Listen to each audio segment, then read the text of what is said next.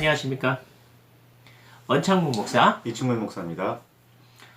여러분, 사이버 테러에 대해서 생각해 보셨습니까? 테러. 테러라는 말이 참 무섭네요. 우리가 무슨 이렇게 뭐 간첩도 아니고 이렇게 무서운 얘기, 군사도 아니고. 사실은 요즘 들어서 사이버를 통해서 험담하는 이야기들, 보통 요즘은 악성 댓글이라는 표현을 많이 쓰고 있더라고요. 이런 것들을 왜 하는지, 그런 사회적 이슈에 대해서 우리가 이야기를 다 할 수는 없지만, 이런 걸 왜 하는지에 대해서 좀 생각해 보고요. 앞으로 우리는 어떻게 해야 될지에 대해서도 좀 생각해 보면 좋겠어요. 사실 사이버 테러 왜 하는 걸까요? 혹시 사이버 테러 해보셨습니까? 네. 해보셨냐는 질문보다는 사이버 테러를 왜 하는 걸까? 우리 한번 생각해 보시죠.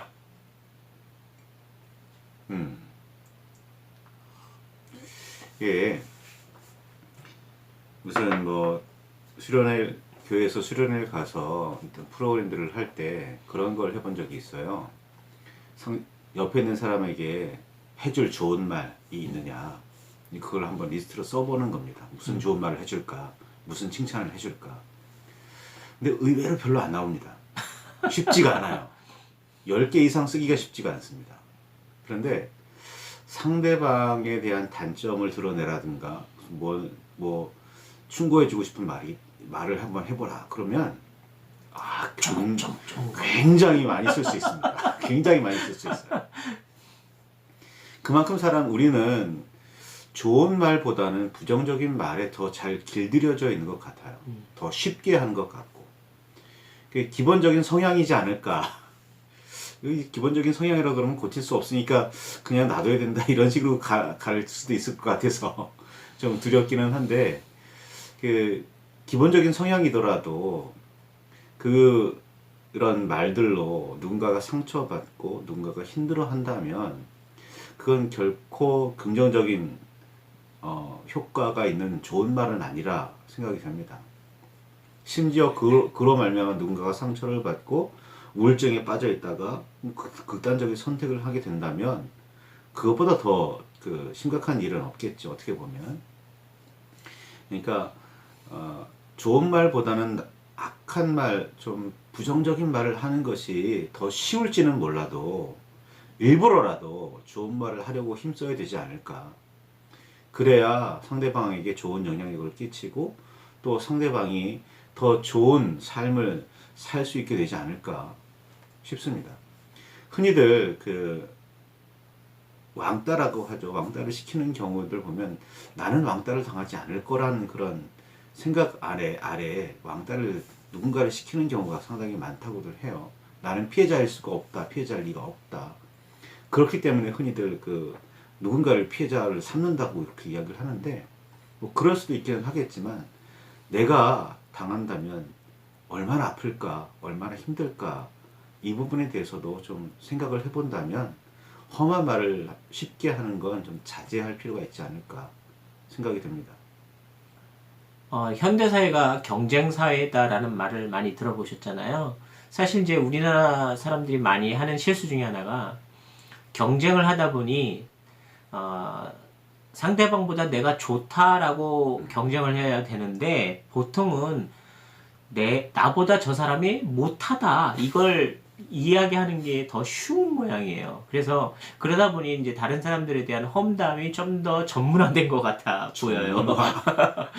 그래서 상대방을 깎아내림으로 인해서 내가 그보다 좀 덜 나쁜, 그래서 내가 그보다 더 좋은 사람으로 그렇게 이렇게 설명하는 경우가 굉장히 많아요. 나쁘게 표현하자면 이것도 대화의 기술일 수도 있겠는데, 어쨌든 다른 사람보다 내가 좀 더 좋은 사람이다, 더 나은 사람이다 라는 표현으로, 그런 방법으로 자존을 높이는, 그렇게 말하는 대화의 기술도 있었던 것 같아요. 그러니까 나쁜 쪽의 기술인 거죠. 그러다 보니 무한 경쟁 시대에 아마도 다른 사람들을 폄하하는 폄하 발언이 굉장히 흔하게 통용되지 않았나 하는 생각도 들어봐요. 그러다 보니까 요즘 같은 시대에 사이버 공간 안에서 이루어지는 그런 많은 악성 글들이 굉장히 많이 생기지 않았나 하는 생각이 듭니다. 그런데 여기서 생겨지는 더 큰 폭력성은 익명성이 주는 폭력이 가미되었다는 거죠. 사실 공동의 대중들이 같이 모여 있는 자리에서 한 사람을 이렇게 욕하는 상황이 되어지는 것은 자기가 이제 드러나면서 그 사람을 욕하게 되기 때문에 굉장히 연전히 사는 거 쉽지 쉽지 않죠. 않죠. 그런데 사이버 테러가인 경우는 자기 이름이 드러나지도 않고 자기의 인격이 드러나지 않는, 그러니까 자신의 실체가 드러나지 않는 상황 속에서 이루어지는 그런 폭력성이 대중성과 같이, 무리 집단성과 같이 가미되면서 굉장히 강력한 폭력성이 드러날 수밖에 없다는 겁니다. 그래서 익명성이 주는 폭력성이 굉장히 큰 문제가 될 수밖에 없어요. 그래서 사이버 테러는 훨씬 더 무섭고 폭력적으로 나타난다고 할 수밖에 없습니다. 그러다 보니 요즘은 자극에 좀 더 강한 자극이 반응을 보일 수밖에 없잖아요. 그러니까 폭력적인 말을 누군가가 하면 더 자극적이고 더 폭력적인 그런 어떤 말투로 더 가해지는 어떤 가학성이 강력해지는 것 같아요. 좀 그래서 익명성에서 드러나는 강력한 폭력이 합쳐질 때마다 참 안타깝고 아주 굉장히 위험성 있는 그런 폭력이 드러나는 것 같습니다. 사람을 살리는 말, 힘을 주는 말, 격려하는 말들이 더 많아져야 할 텐데 그렇지 못한 상황이 더 점점 안타까워지는 거죠. 그리고 어찌 보면 격려하고 힘을 주기보다 상대방을 깎아내리는 게 더 쉽기도 하고 또 그런 데서 재미를 느끼는 사람들도 있는 것 같아요. 그러니까 그게 참 안타까운 현실, 안타까운 상황인 것 같습니다. 교육이 잘못됐을 수도 있고 우리의 사고방식이 잘못됐을 수도 있고 여러 가지가 잘못됐을 수도 있어요. 그러니까 그런 것들 하나하나 가보면서 정말 우리가 이렇게 살 수밖에 없는지를 한번 심각하게 고찰할 필요는 있어 보입니다. 되돌아볼 필요는 있어 보여요. 예. 점점 더 좋은 말이 넘쳐야 정말 좋은 세상이 생길 텐데 점점 더 이렇게 남을 깎아내리는 험한 말들이 오가는 상황이라면 아무리 뭐 정보의 바다고 그 바다가 주는 혜택이 많다고 해도 거기에서는 피밖에 흘릴 게 없거든요. 서로 간에. 제가 보기에는 그렇게 보여지는데 피를 흘리지 않으려면 그런 상황을 보기 싫다면 보지 않기를 원한다면 뭐 사이버상이든 혹은 뭐 오프라인상이든 간에 온이든 오프든 간에 좋은 말들이 오가야 되지 않을까, 더 많아져야 되지 않을까 생각하게 됩니다. 성경에서도 보였듯이 교회 안에서도 이제 십계명이라고 하는 교리도 있어요. 그 안에 보면 교리가 아니에요. 네. 교리하고는 좀 상황이 교리라고 달라요. 표현했네요. 네. 십계명을 보면 내 이웃에 대해서 거짓 증거하지 말라라는 부분이 있어요. 그 부분을 얘기하면 우리가 좀 더 이걸 어떻게 행동을 해야 되는지 한번 보면 좋겠는데 요즘 그 뭐뭐 하더라, 뭐뭐 카더라 해서 카더라 방송이라고 하는 경우도 있잖아요. 그러니까 정확한 근거가 없이 비난하는 말들에 이어붙여서 또 비난이 가중되는 경우가 있어요. 사실은 내 이웃에 대해서 거짓 증거하지 말라라는 이야기가 나왔듯이 우리가 확인되지 않는 잘못된 정보에 의해서 거짓 증거가 좀 더 강력해지는 경우가 너무나도 많았습니다. 그렇다면 거짓 증거를 하지 않아야 된다는 거죠. 확실하지 않고 증거도 없고 물증도 없는 상황 속에서 험담하거나 뭐 악성 댓글을 다는 것은 정말로 바람직하지 않고 해서는 안 될 아주 나쁜 행동이라는 거를 다시 한번 강조하고 싶습니다. 그렇다고 증거가 확실하다고 비난을 정당화하면 안 됩니다. 예수님께서는 비난하지 말라고, 판단하지 말라고 말씀하셨거든요. 이게 기독교의 사랑의 정신입니다. 판단은 하나님께 속해 있는 거지 너희가 판단하고 너희가 비난할 문제가 아니라 너희는 일단 사랑하라고 말씀하셨어요. 사랑이 모든 율법의 핵심이라고 예수님께서 말씀하셨거든요. 예수님 믿지 않으시는 분이 이 영상을 보신다면 그러니까 나는 예수님 믿지 않으니까 예수님 말씀 따를 필요 없어 이렇게 생각하실 수도 있기는 한데 그래도 어쨌거나 사랑하라는 하는 것이 가장 인간적이고, 그쵸? 종교를 떠나서라도 가장 인간적인 모습 아닐까요?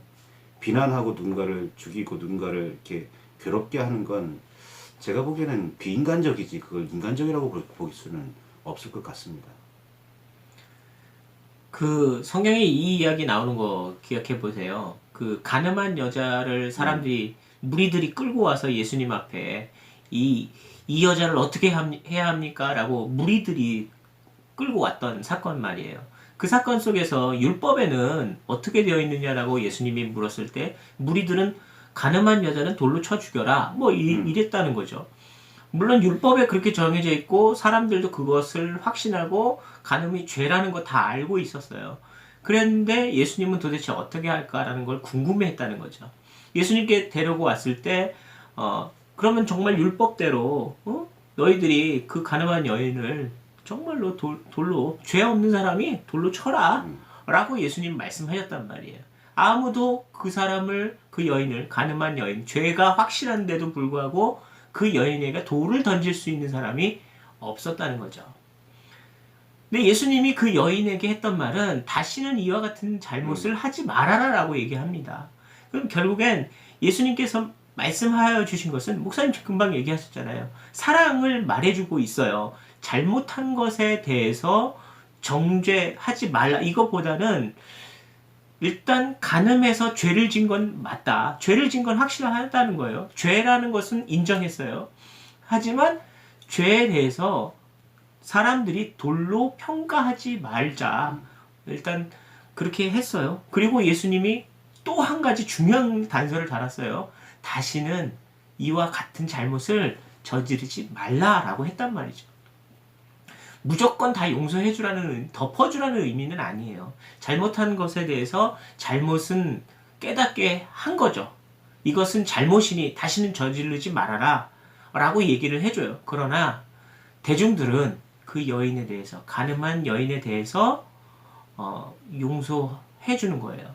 그 용서의 이유는, 근거는 사랑이라는 거죠. 그러니까 잘못에 대해서 용서해주라는 게 아니라 잘못한 사람에 대해서 기회를 더 주는 겁니다. 기회는 곧 사랑의 표현이기도 하죠. 죄송합니다. 네. 그래서 잘못한 것에 대해서 비난할 수도 있겠지만 그 사람에게 용서해줄 수 있는 용기, 사랑을 통해서 베풀어주는 어떤 기회인 거예요. 그래서 비난하지 말고 사랑으로 베풀어주고 기회를 주고 다시는 그와 같은 죄를 또 재범하지 말아라. 이런 것이 예수님이 말씀해 주신 사랑의 표현이 아닐까 생각이 듭니다. 예수님은 정죄하고 판단하지 말라고 말씀하신 동시에 용서하라고 말씀하셨고 그 용서를 7번씩 70번이라도 하라고 말씀하셨어요. 그러니까 490번 용서하라는 말이 아니라 끝없이. 끝까지 하라는 거예요. 끝까지. 같은 일을 하고 또 와서 용서를 구해도 용서를 구하면 또 용서해 주라는 거예요. 이 용서의 핵심이 있는 거지, 사랑의 핵심이 있는 거지, 심판과 정죄, 뭐 징벌의 핵심이 있는 게 아니거든요. 성경은. 그러니까 뭐 굳이 성경 아니라도 사랑하는 건 인간적이다. 그러니까 좋은 말, 선한 말을 통해서 보듬어 안고 힘을 주고 격려하는 것이 가장 인간적이 아닐까. 네. 그런 인간성을 좀 회복했으면, 이 시대가 회복했으면, 내가 회복했으면 참 좋겠습니다. 네, 정리하겠습니다. 사이버 테러 참 나쁜 짓이죠. 이런 거 하지 말자라는 얘기를 오늘 많이 한 것보다는 우리가 어차피 사는 인생 좋은 말 많이 하자. 그리고 나쁜 말 하기보다는 서로 권면에, 격려에, 희망에 대화를 했으면 좋겠습니다. 상대방 깎아내린다고 내가 좋은 사람 되지 않습니다. 더 좋은 말을 함으로 인해서 그 사람에게도 힘이 되고 나도 인격적으로 품위 있는 사람이 되는 것으로 행동을 했으면 좋겠습니다. 감사합니다.